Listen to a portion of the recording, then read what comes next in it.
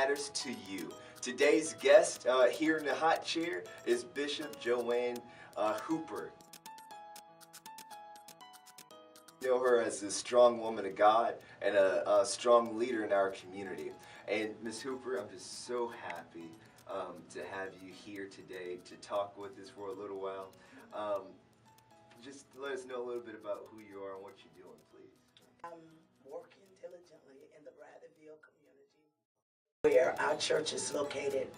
The church name is Ridge Hill Worship and Deliverance, and there we're trying to impact that community and the surrounding communities with different, outreach, ministries as far as trying to bring awareness to the community.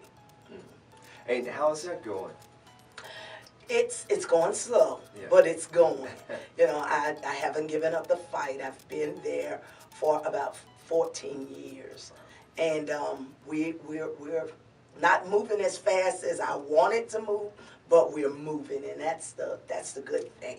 That's it. Any steps forward you can take is progress. Yes. And progress takes a strong leader with vision. And, a lot of times folks go out into an initiative without a vision for the future and a definition of what success looks like for that mission. So my question for you is, what does that success look like for what y'all are doing? Okay, we're looking to educate and empower the people in the community on bringing them aware of their surrounding and getting them to look at their community from a different perspective, and having them to, if you can educate yourself on whatever level, a lot of times we look at education as going to school, getting a book, and learning, but you can educate yourself on other things, as simple as keeping your community clean, keeping, your space where it says something about you as well as where you are. I feel that if you don't love your community, it's kind of hard to really say that you're really loving yourself, because anywhere you are, you should want it to be at its best. Right. That's so true. That's so true. We were having a conversation with our Facebook followers a little while ago talking about worth. And you can tell how much a person understands their worth by looking at their community. If you can educate yourself on whatever level, a lot of times we look at education as going to school, getting a book, and learning, but you can educate yourself on other things, as simple as keeping your community clean, keeping, your space where it says something about you as well as where you are. I feel that if you don't love your community, it's kind of hard to really say that you're really loving yourself, because anywhere you are, you should want it to be at its best. That's so true. That's so true. We were having a conversation with our Facebook followers a little while ago talking about worth. And you can tell how much a person understands their worth by looking at their community. How would you define how our community values itself right now, given the work you're doing and some of the interesting stuff that you're doing face to face on the ground? We've done tremendous work as far as bringing the children to a place of understanding their worth. And I remember one year, I was given a task of giving the children something to do, and with limited funds and with not a whole lot to work with, I had to come up with an idea. And I went down and I bought a rope, a simple rope, and I taught them how to jump rope. And it amazed me that a lot of the children didn't even know how to jump rope. And that was one of the passions of my childhood, was getting up every day and being able to go out and jump rope. It may have been a foolish thing to some, but to them it was a joy. It brought them out of the house, and it gave them something different to do.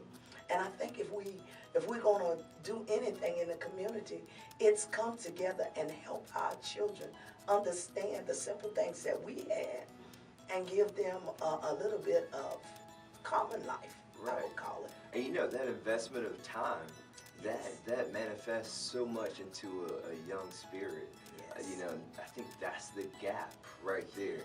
It's not enough people sowing and investing and, you know, nurturing our children because they're so smart. They Yes. grow up so fast. Yes. And just looking at my kids, my son this morning, he's 3 months old now, but he's laughing and cooing and rolling over and all that.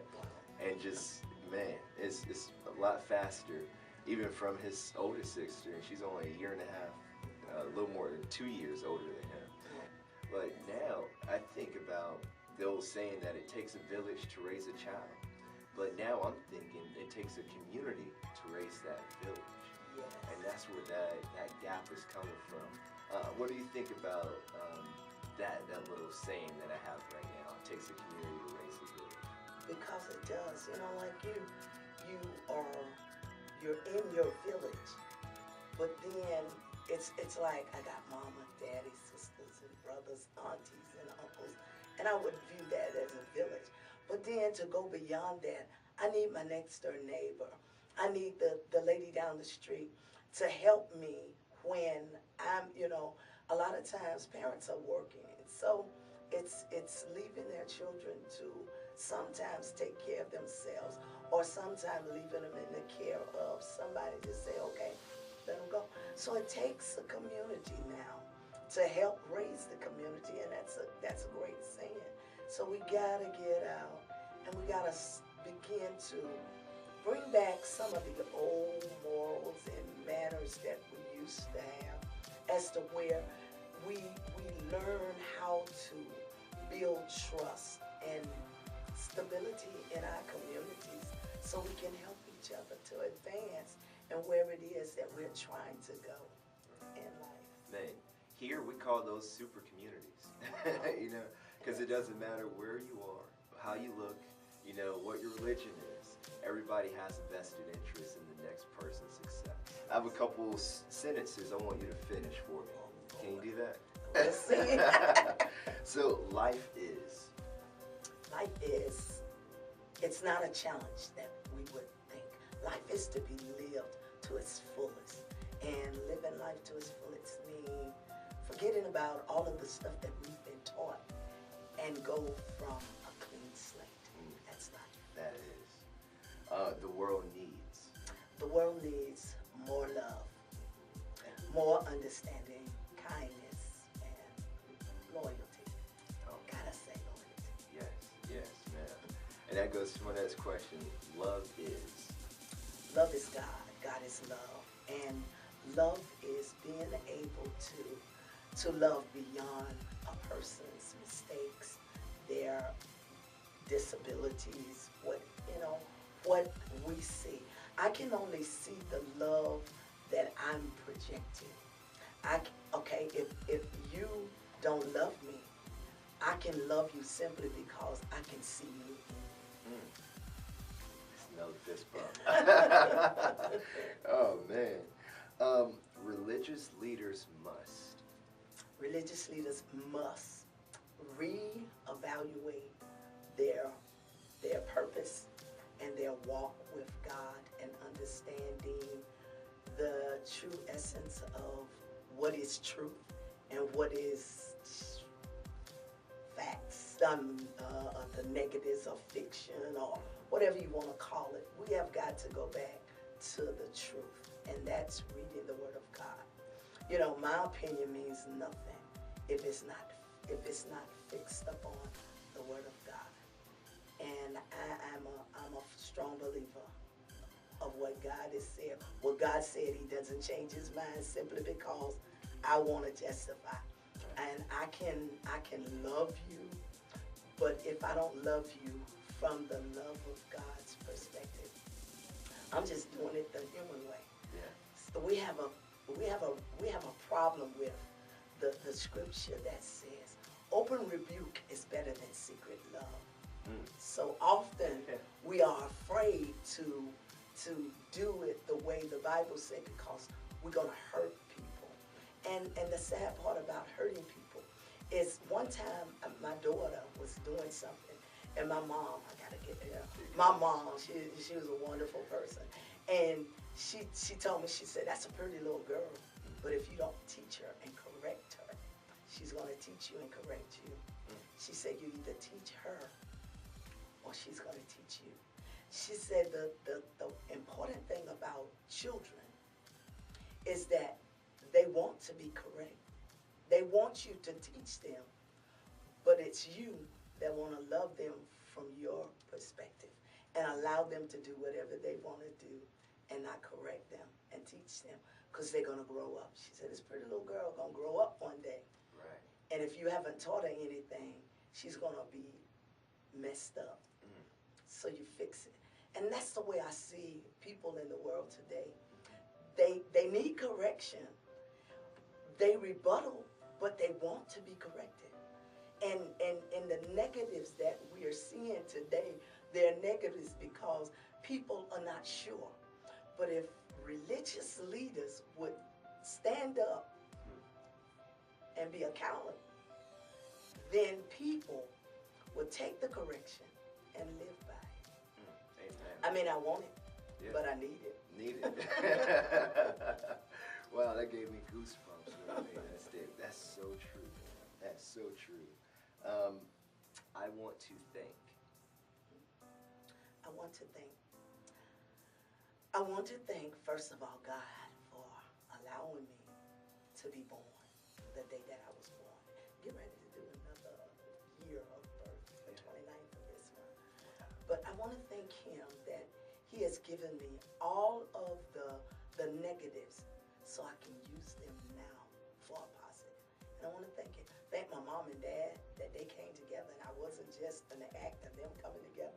But I thank God that He gave me the right parents and He gave me the right teachers to teach me. I had some beautiful teachers throughout my life. And I'm thankful for everybody. I thank you for allowing me this opportunity. Oh, I thank you for being here. Yes, it's wonderful. But your statement right there just says there are no self-made people. Everybody like to say they made it themselves. Yes. But it's a lot that came together to make you who you are today. Exactly.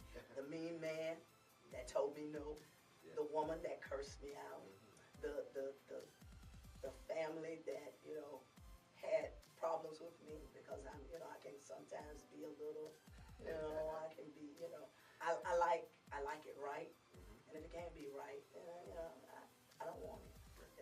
It's always saying, oh, you gotta have it your way. No, I just gotta have it the right way. The right way. If you're not gonna do it the right way, then that doesn't make me selfish because I want it the right way, or I wanted to do it the way I feel, or the way it should be done.